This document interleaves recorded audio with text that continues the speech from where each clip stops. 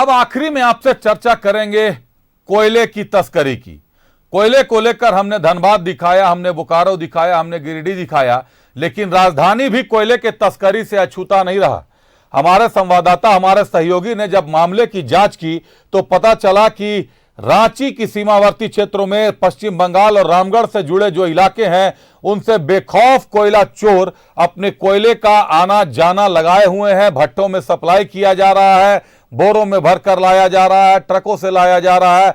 सीमा क्षेत्रों से इस तरीके से अनुमति किसके द्वारा दी जा रही है और कैसे उनकी एंट्री सुनिश्चित हो गई है, यह देखना दिलचस्प होगा। हालांकि कोयले के साथ साथ बालू की भी सूचना मिल रही है कि बुंडू और सिल्ली से बेखौफ बालू का आवागमन हो रहा है, जबकि अभी तक कई बालू घाटों का टेंडर नहीं हुआ है। एनजीटी का सत्यापन, एनजीटी से ग्रीन सिग्नल मिलने के बाद भी बालू घाटों का टेंडर बाकी है। उन्हीं बालू घाटों से बालू का उठाव जारी है। तो कोयला और बालू किस तरीके से खपाया जा रही है, फिलहाल देखिए कोयले पर हमारे संवाददाता फिरोज की ये रिपोर्ट। जिस स्थान पर हम खड़े हैं वो रामगढ़, रांची और बंगाल का बॉर्डर पड़ता है।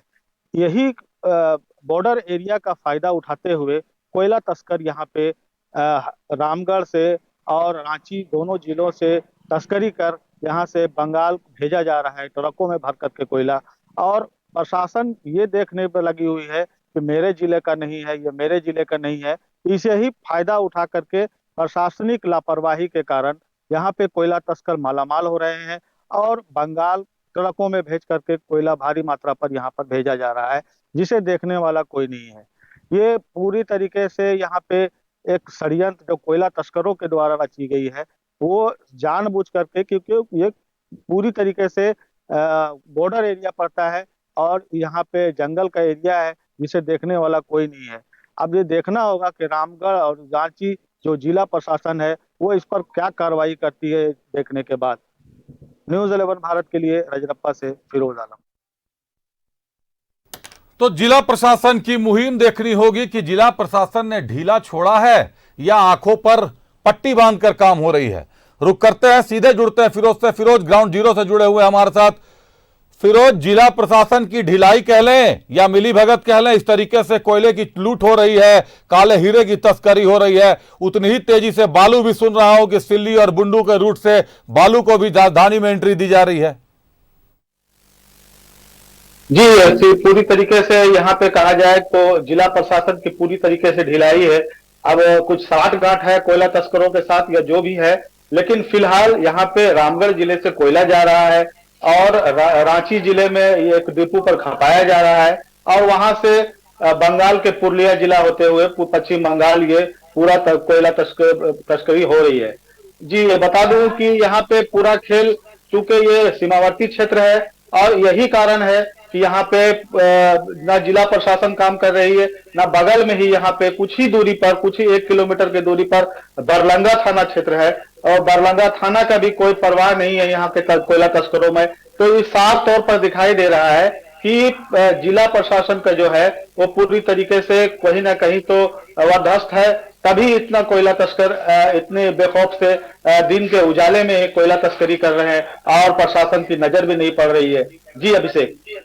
फिरोज, वैसे भी रामगढ़ में जिस तरीके से हार्डकोक और सॉफ्टकोक के भट्टे चल रहे हैं और उनके नाम से जिस तरीके के कोयले के कई कागजात दस्तावेज हम लोगों को मिल रहे हैं, कहीं ना कहीं रामगढ़ में तो खुलेआम कोयले का अवैध खेल वैध तरीके से खेलने की सूचना मिल रही है।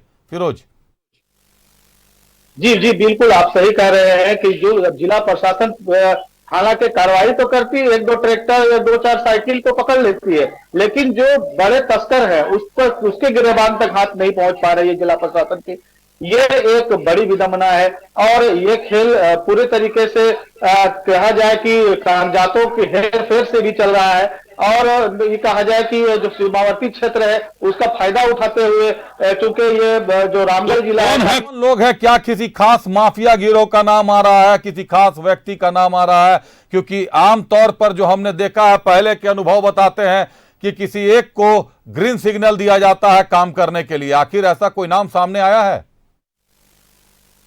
नाम तो सामने नहीं आ रहा है, लेकिन फिर भी ये सफेद पोस्ट और प्रशासन की मिलीभगत है। ये तो पूरा पुलिस खुले तौर पर कहा जा सकता है, खुले जब दबी जुबान में यहाँ के ग्रामीण भी कह रहे हैं ये बात। लेकिन चूंकि ग्रामीणों को कोयला चुनने या एक करने में लगा दिया जाता है तो उनको रोजी रोटी चल जाता है कोई सूरत से 150 में, तो इसलिए वो लोग भी खामोश रहते हैं। लेकिन जो साफ तौर पर दिखाई दे रहा है वो पूरी तरीके से मिलीभगत है। और पर मिलीभगत है फिरोज, और पूरे मामले पर अपनी नजर बनाए रखिएगा, क्योंकि खनिज संसाधनों की चोरी झारखंड के लिए बड़ी आम बात हो गई है। बात करें धनबाद की, बात करें बोकारो की, बात करें गिरिडीह की, बात करें रांची की, तो कहीं ना कहीं से रूट पासिंग देने के लिए भी महंगी कीमत, महंगा चढ़ावा चढ़ाया जाता है। स्थानीय लोगों से भी उनकी राय जरूर लीजिएगा, क्योंकि स्थानीय लोग एक ऐसा समुदाय है जिसको सारी जानकारियां होती हैं। भले उनको रोजगार का लालच दिया जाए, उनके बीच के किसी को नेता बनाकर खड़ा कर दिया जाए,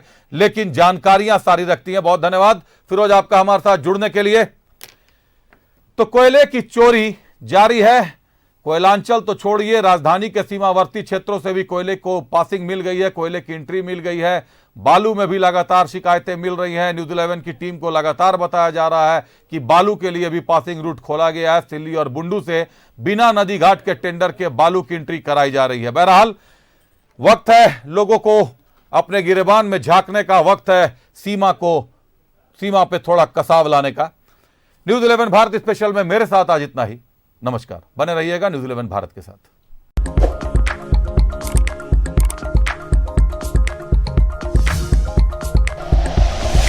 like and share videos, subscribe करें हमारा चैनल और प्रेस करें बेल आइकॉन।